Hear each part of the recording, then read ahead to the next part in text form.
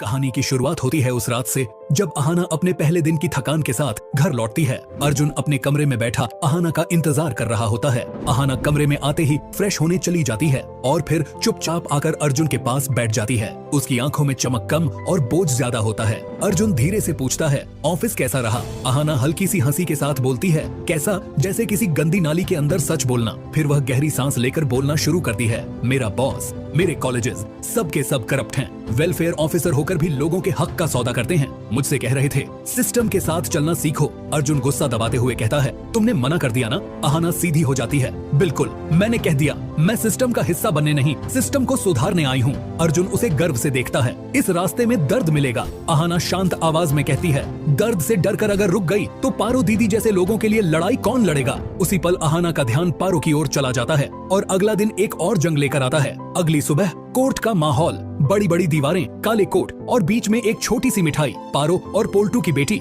जिसे दोनों तरफ से खींचा जा रहा होता है। एक तरफ पोल्टू, अकड़, गुस्सा और जीत का भरोसा, दूसरी तरफ पारो, आंखों में आंसू लेकिन हिम्मत जिंदा। जज के सामने डिवोर्स और मिठाई की कस्टडी का केस चल रहा होता है। पोल्टू तेज आवाज में बोलता है, मिठाई मेरी बेटी है, उसकी माँ इमोशनल है, वीक है, मैं ही उसे अच्छा फ्यूचर दे सकता हूँ। पारो का दिल कांप जाता है। वह आंसुओं के साथ कहती है, मेरी बेटी मेरी जान है, मैंने उसे पाला है, संभाला है, सिर्फ पैसा माँ नहीं बनाता। कोर्ट में सन्नाटा छा जाता है। अहाना बेंच पर बैठी सब देख रही होती है। उसके हाथ अपने आप भींच जाते हैं। दुर्गा देवी के चेहरे पर गुस्सा और लाचारी दोनों साथ होते हैं और एक कोने में पिसी हिमोनी और पोल्टू की होने वाली नई पत्नी पुजारी खड़ी होती हैं। चेहरों पर अजीब सी मुस्कान, जैसे सब पहले से तय हो। जज फाइलें पलटते हुए कहता है, कोर्ट के सामने जो डॉक्यूमेंट्स और फाइनेंशियल प्रूफ आए हैं उनके हिसाब से पारो की सांस अटक जाती है। अहाना के दिल की धड़कन तेज हो जाती है। चाइल्ड कस्टडी पोल्टू को दी जाती है। जज का फैसला सुनते ही एक पल के लिए वक्त रुक जाता है। पारो के पैरों तले जमीन खिसक जाती है। नहीं, उसकी चीख कोर्ट हॉल में गूंज जाती है।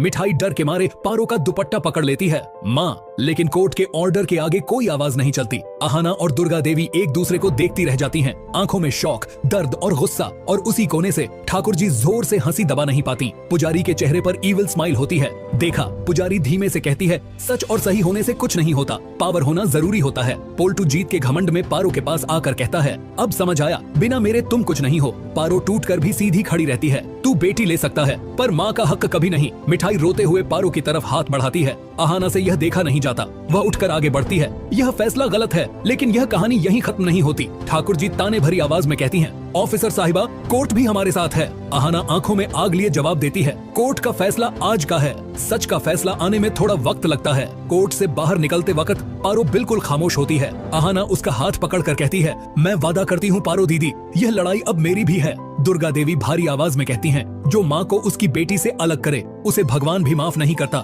दूर से पोल्टू, ठाकुर जी और पुजारी की हंसी गूंज रही होती है, लेकिन उन्हें क्या पता, अहाना के अंदर जो आग जल चुकी है वह सिर्फ एक कस्टडी केस नहीं, पूरे सिस्टम को जलाकर रख देगी। दोस्तों, अब सवाल यह है, क्या अहाना ऑफिस के करप्ट सिस्टम के साथ कोर्ट के इस गलत फैसले से भी लड़ेगी? क्या पारो अपनी बेटी को वापस पा सकेगी? और क्या पोल्टू